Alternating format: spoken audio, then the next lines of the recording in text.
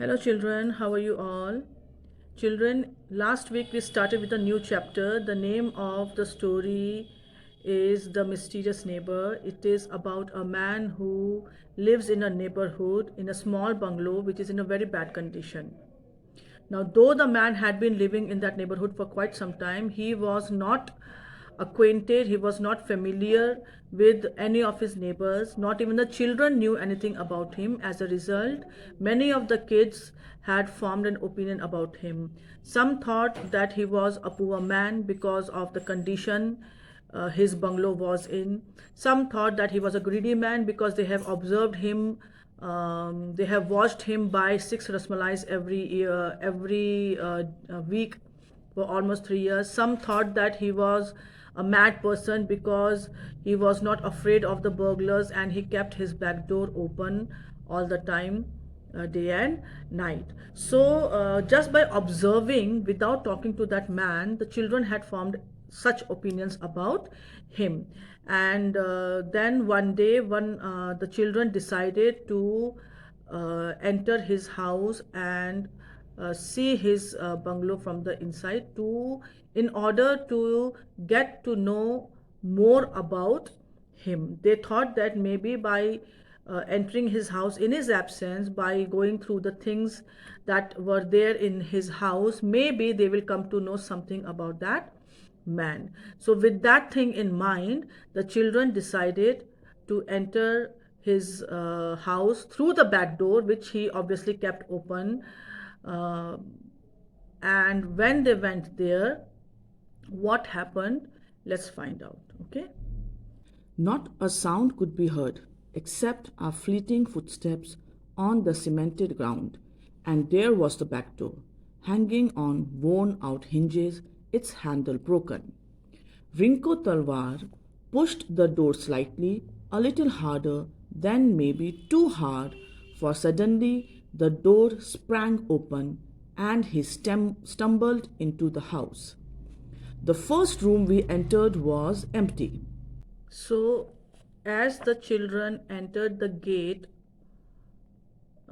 of that house, the only sound they could hear was of their footsteps because the ground was cemented, so their footsteps was making sound, and that was the only sound which was audible because beside the children there was no one in the house.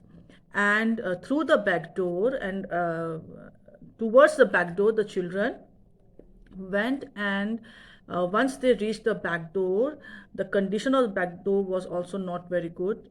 Its handle was broken and the hinges were worn out. Hinges are part of the door on which are movable, and hinges are that thing which lets the door helps the door to open and close. So that's the joining part, and the hinge was of in a very bad condition. It was worn out, that means it was quite old, and the handle of the door was also broken. So with a slight push, Rinko Talwar tried to open the door, but maybe because the hinges were worn out, the door did not open smoothly. So Rinko pushed a little harder, and suddenly the door sprang open. It opened with a jerk, and Rinko Talwar stumbled inside the house. He lost a little bit of balance, he lost, and he entered the house. Now, the room which they entered through the back door was an empty room. There was nothing in that room. A few brass pots and vessels lay scattered in one corner. A bicycle on deflated tires leaned against the wall. The air in the room was stale but didn't stink. We tiptoed into the next room, looking stealthily around us. The curtains were drawn and the room was dark, yet we could see that it was almost bare. So when they entered the room through the back door, they saw that the room was empty. There were no furnitures in that room. There were no tables. Nothing was there, but only few pots and vessels were there. Pots were made up of brass, and the vessels were there, which were scattered in one corner, means they were not arranged properly, and on one side of the room against a wall there was a bicycle with deflated tires without air. So the moment they entered the house, they saw that these things, and they felt that the air of the room was quite stale. It was not fresh, maybe because there was no circulation of air, because when the air circulates, it has a place to from through which air can come in or go out of the house. That makes the air of a room fresh. But when the children entered that room, the air of that room appeared to be stale, though it was not stinking, it was not giving a bad smell, but they could understand, they could feel that the air of that room was quite stale. So very slowly they tiptoed into the next room. Tiptoed means very carefully, without making any noise. They entered the room and they looked around, to observe or to see what else was there in the room. And they could see that the curtains of the rooms were drawn. It was closed, and the room was dark because there was no sunlight because of the curtain. And though the lights were not on, it was daytime. Okay, so they entered the room, the curtains of the room were drawn, it was all closed, so the sunlight could not enter the room, but still it was not that dark. They were able to see the room, and they could clearly see that the room was totally without, was not properly laid up. There were very few things in that room, almost as if it was an empty room. A bed stood by the window covered with a rough cotton blanket.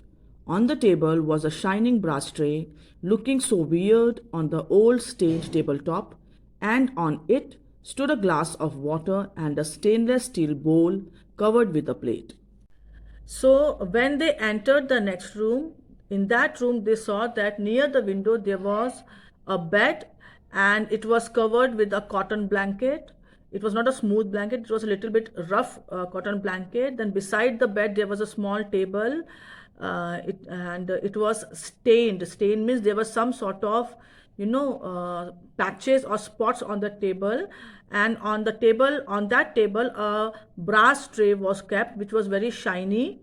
That means it was well polished brass tray, and on that tray there was a glass of water and a stainless bowl in which was covered with a plate. Hey, joked Rinko, that's for us. He had reached the table and lifted the plate. There, swimming in thick creamy milk covered with pistachios and silver foil, were 6 pieces of rasmalai. We stared down at them and then gazed at each other. So when they entered the room, Rinko went near the table and he lifted the plate, and then he says that whatever was there in that bowl, he says that this is for us. Now, what was that in the bowl? They saw that in that bowl there were 6 rasmalais which were covered with pistachios and silver foil. Silver foil, when you buy, what do you call that? Kaju katli, or when you buy any other sweet dish from the sweet shop, there's a white silver sort of a wrapping on the sweet, so that's called a silver foil. It is edible, you can eat it, it's safe to eat.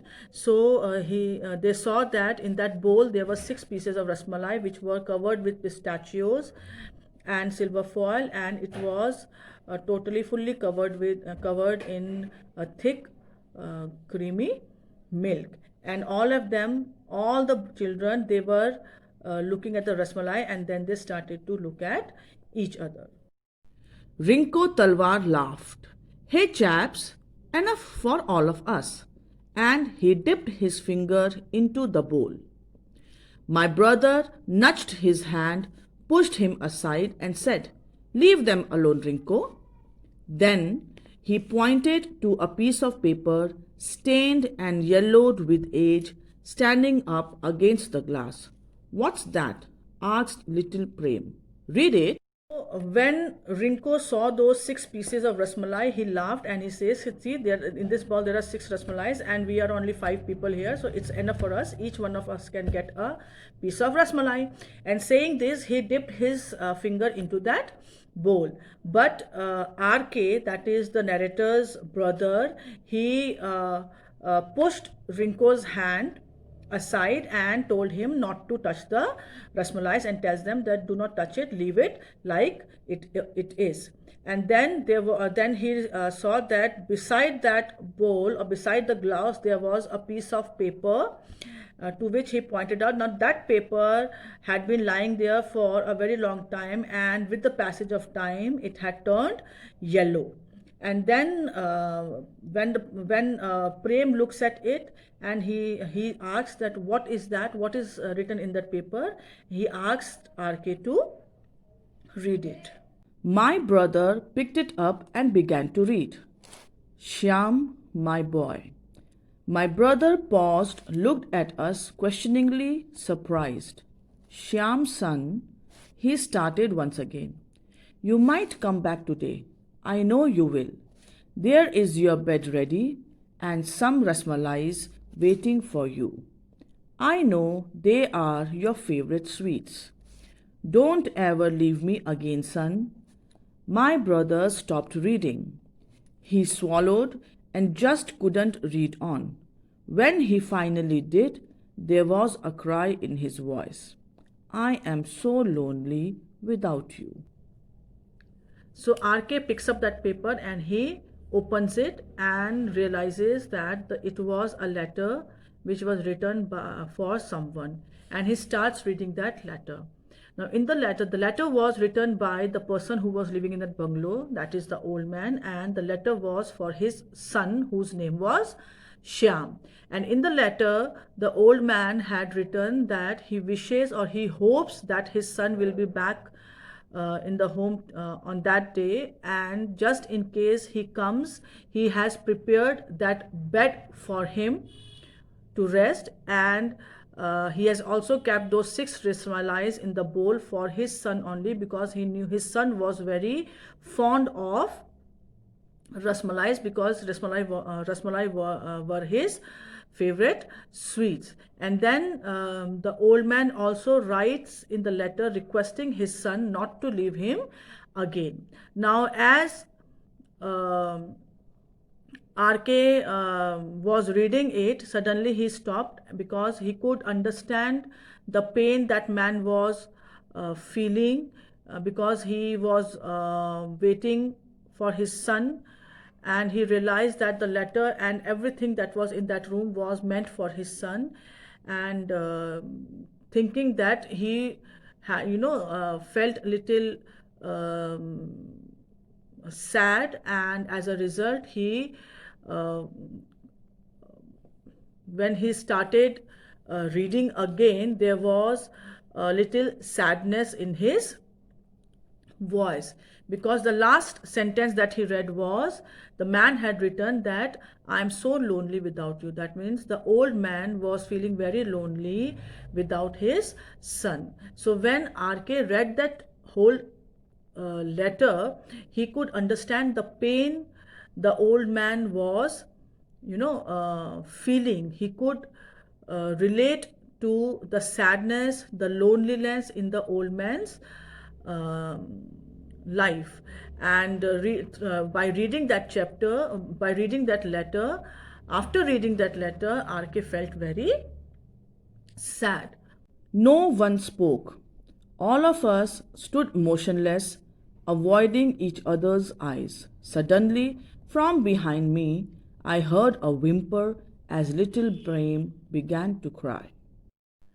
So once the letter was read, everybody was listening to the letter when RK was reading it. And once the letter was complete, it was finished, everybody was standing motionless. They did not make even a single movement. They were not able to look into each other's eyes. Why? Because they were feeling very ashamed of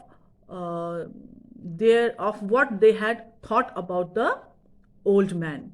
And because they all were thinking that maybe the old man is a poor man, he's a very greedy man, because they had seen him buy 6 malais, but they never thought that why he was buying those 6 rasmalais every day.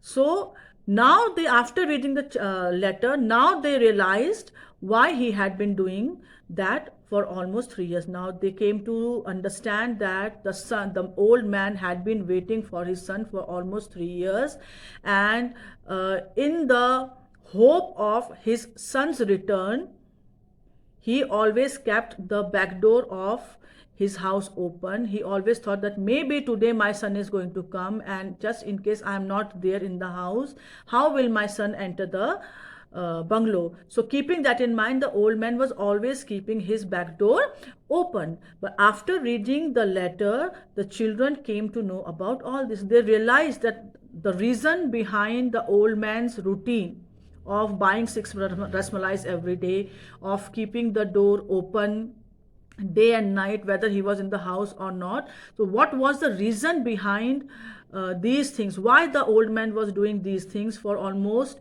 3 years now? So after reading that letter, they came to know about the real reason, and they felt very ashamed of themselves, because they had never thought of the old man in that way.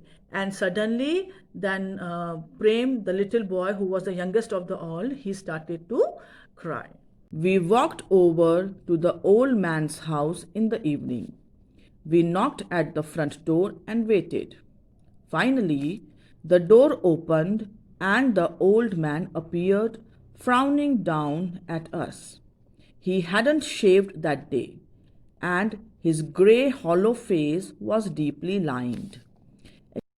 So all of the children, they came out of the house of the bungalow, and when it was evening time, all 5 children, they went to the old man's house, and they knocked at the at the front door. And when the door opened, the old man came. He was frowning. Frowning means like he was looking like this.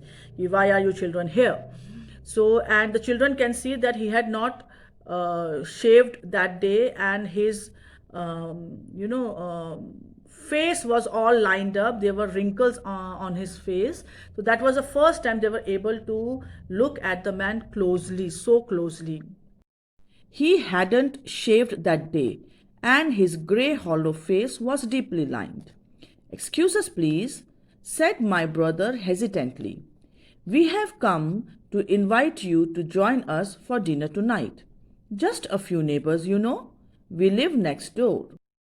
So now, when the old man opened the door, RK, he started talking, and he says that, "Sir, we would like to invite you to join us for dinner." He says that we are planning a dinner together, we are having dinner together, and we would like you also to join us in that dinner. And there are not many people, there will not be many people in this dinner, only few of the neighbors, people who live very close to each other's house, only those people will be there, and you are also one of them. So we want you also to come and meet the other neighbors and have dinner with us. "Me?"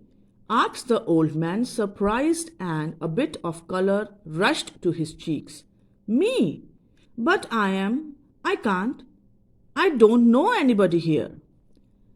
"That's why it is time you got to know us," returned my brother with a faint smile. "And we would like to get to know you too, wouldn't we?" He turned to us and we cried in unison, "Yes, we would. Yes, we would." When the man heard the children inviting him for dinner, he was quite surprised and happy at the same time. And because when he realized that there was somebody who wanted to get to know him better, who wanted to spend time with him, he felt a little happy. As a result, his cheeks became a little bit red out of happiness. And he says that, but I don't know anyone here. I have been living in this neighborhood, but I don't know anyone here, and neither do I know you, and you people are inviting me for dinner. So RK smiles back at him and he says, that is the main reason why we want you to come and have dinner to us, because it is high time, it is the right time that we get to know about you, and you also come to know about us and the other people who are your neighbors. And then he looks at his other friends and he say, is that not what we want? We all, don't you also want him to join us, to join you for dinner? And everybody says in united tone that yes, they would very much like the old man to come over to their house and have a dinner with them and get to know each other more.